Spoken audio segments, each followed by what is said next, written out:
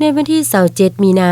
2025นี้อยู่ที่ห้องประชุมเบอร์2ของเมืองไสจำพรได้เปิดกองประชุมฝึกอบรมและเผยแพร่นิติกรรมเกี่ยวกับเวียกงานการค้าชายแดนให้กับบรรดากรมกองห้องการที่เกี่ยวข้องภายในเมืองขึ้นอย่างเป็นทางการโดยภายใต้การเป็นประธานร่วมของทานกรศรีจุมลีวงศ์กรรมการพรรคเมืองหัวหน้าห้องว่าการเมืองไสจำพรท่านนางท้องปานสวรรค์เพชรหัวหน้าแขนงการค้าต่างประเทศแผนกอุตสาหกรรมและการค้าแขวงบริคำไซมีบรรดาท่านหัวหน้าห้องการที่เกี่ยวข้องกำลังป้องกันศาสตร์ป้องกันความสงบหัวหน้ากองร้อยสายแดน252-257ตลอดโหดประธานสภาการค้าเมืองและต่างนาของบริษัทภายในเมืองเข้าร่วมอย่างพร้อมเพรียงในกองประชุมท่านนางท้องปานสวรรค์เพชรหัวหน้าแขนงการค้าต่างประเทศได้ขึ้นผ่านข้อตกลงของกระทรวงอุตสาหกรรมและการค้าฉบับเลขที่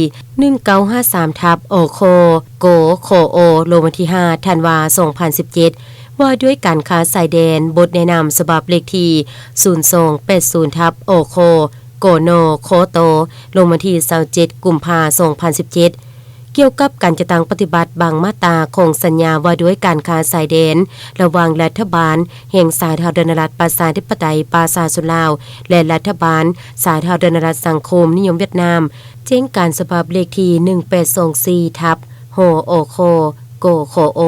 ลงวันที่17สิงหาคม2017เกี่ยวกับการยั่งยืนแรงกำหนดสินค้าที่ได้สิทธิพิเศษตามสัญญาการค้าสายแดนคำแนะนำฉบับเลขที่3231/โกโคโอ